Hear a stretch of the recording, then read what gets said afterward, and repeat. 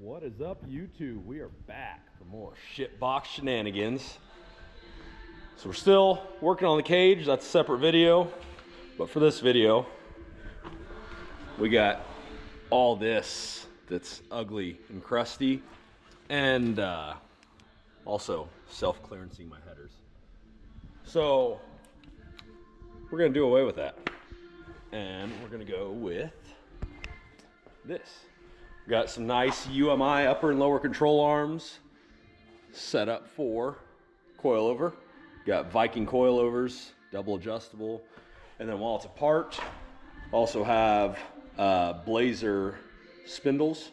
So went ahead and got new calipers, rotors, then just cleaned up the spindles. Still reusing the old bearing and whatnot. But that is what is on the agenda. We are gonna dive in here. Alright, first things first, disconnect tie rod. You know, it's fine. We got to disconnect sway bar link. The UMI control arms do come with their own links to run the sway bar. I think we're just gonna take the sway bar off. We're not gonna need that where we're going. Next, I'm gonna take this all off as one assembly. I will have to disconnect the upper control arm, but the lower and the hub will just take off, leave it together. That way it's less toying around. So we got bolt there, bolt there.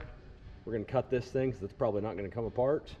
And then ball joint right there. Got a speed sensor that is not hooked up, so probably just gonna cut it. And then we will get into that mess.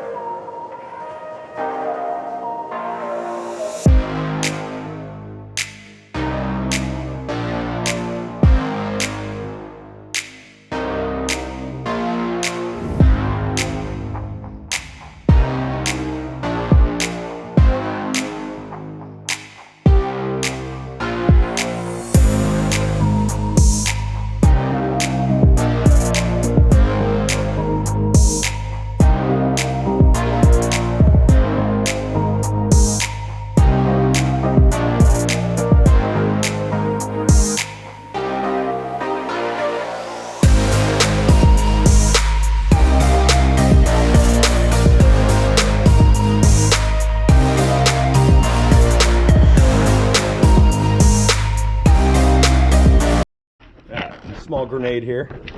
We got the rear control arm bolts out. Just set a jack underneath the arms and then work the bolts out. And then it's kind of, I don't know, it's probably inevitable that it's going to bind up, but it finally popped and come down. At least this way it's going away from us. We don't have to worry about the spring coming at us. So now all of this is loose. We've got this nut right here loose. That is the only thing left holding this lower assembly on. Take that off real quick.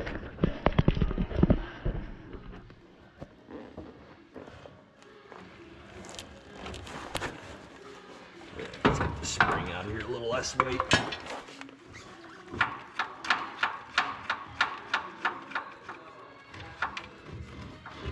And there it is.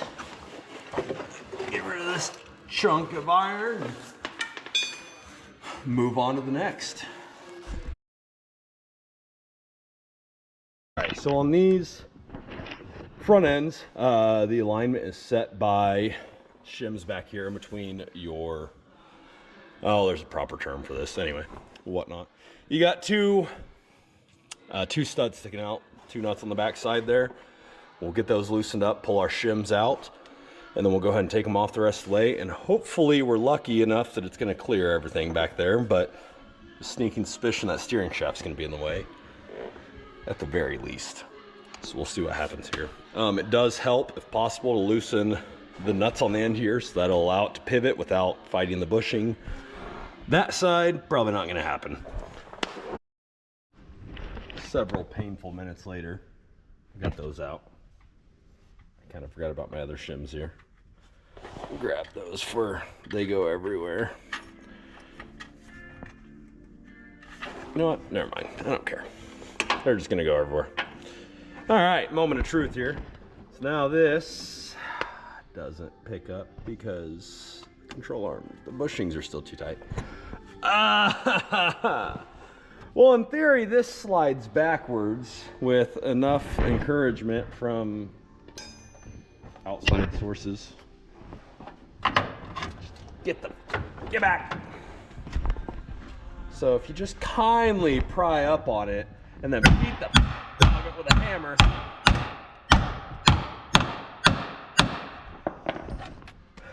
it'll hit your header and not come off.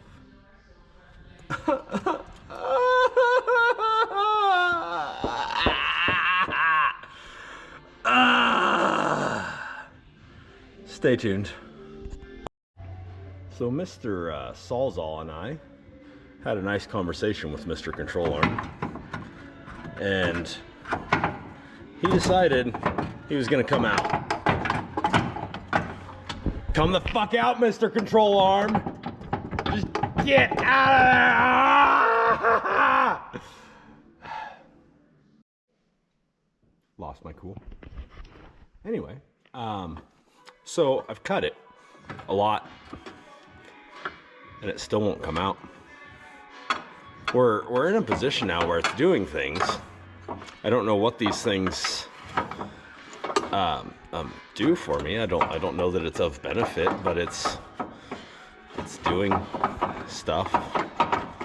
Maybe if I try hard enough, I can just really get it wedged in here, so then it will be even more stuck.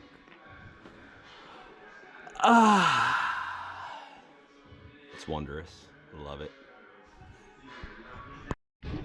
So right after I put the camera down, that came off. So now, maybe, just maybe,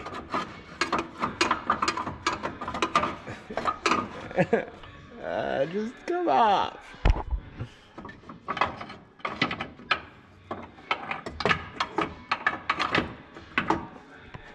Right there. Just get out of there. All right. Next time you see me, that's going to be gone. It's going to be out of there. And we're moving on. So the old one's out of there. And that one just kind of fell right in like it's supposed to. So that was fun. We're past that now. We will nut this back on. That's the wrong one. Take two. All right, those will get tightened at a later date. So, onto the lower control arms. These go down there, obviously. But these control arms fit G-body also. And we have different size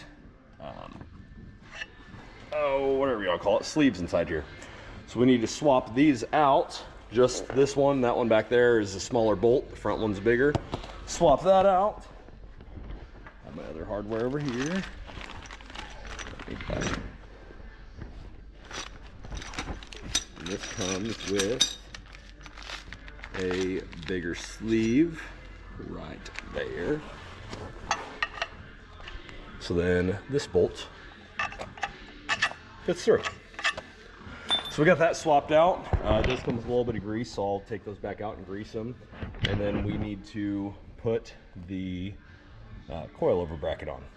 So we will get that put on here in a minute. All right, so for the control arm, we have this little piece here. That is going to be for our bump stop. And that will go right here. It does come with this thinner one, and there's a thicker one also, depending on where you want your bump stop to be. There might be a little bit more science to that than I'm aware of, but for right now, we're just going with the thinner one. We'll get that snugged up there. Maybe. There we go. All right, and now we have these brackets here. We've got 3 bolts, and we have these little sleeves. So these are gonna go back here on these little tabs.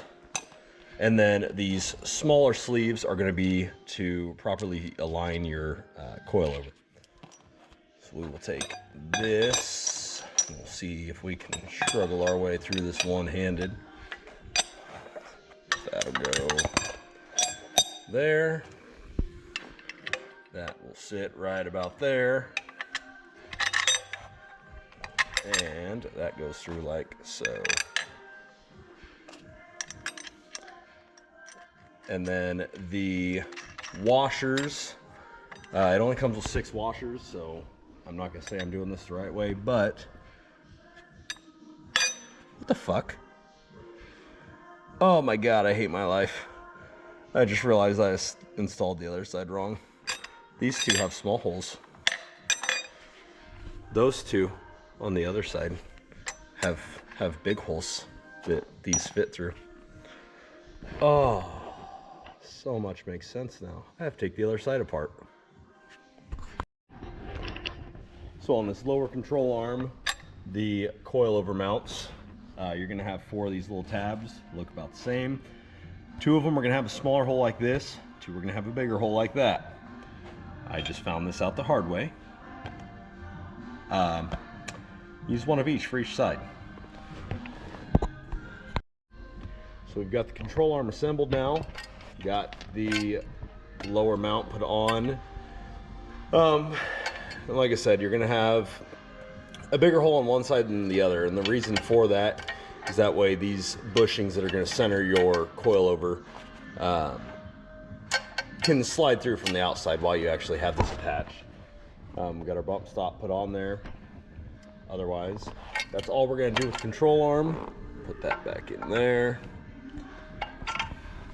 Next, we've got our Viking coilover, and this is a hybrid setup. So it does mount up top, kind of like the original shock would have, but then you still have the coil spring that goes over the top of it, and you have your adjusters on it. They do require you to put anti-seize on the threads for these adjusters, and I did opt for the thrust bearings just to make it easier to adjust.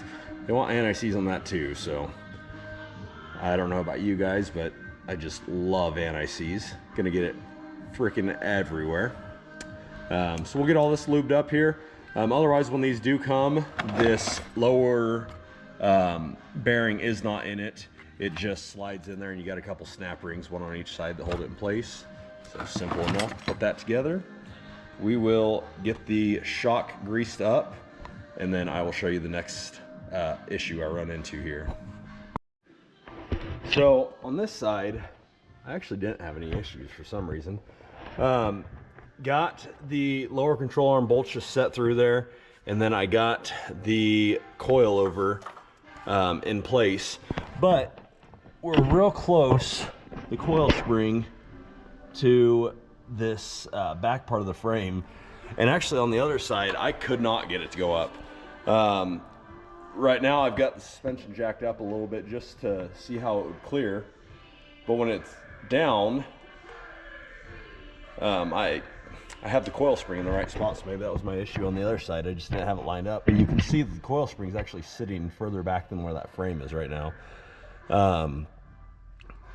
But once it's up to ride height, it does clear. So I guess be warned, you might have to trim that a little bit. I did on the other side have to trim it because I could not get it to clear, and I couldn't get this coil spring to go back far enough to get the bolts through. But this side, it seemed to fit, so I guess that's one less headache. So we will do our time lapse here, finish bolting everything together, and we'll be finished. This is the easy part now.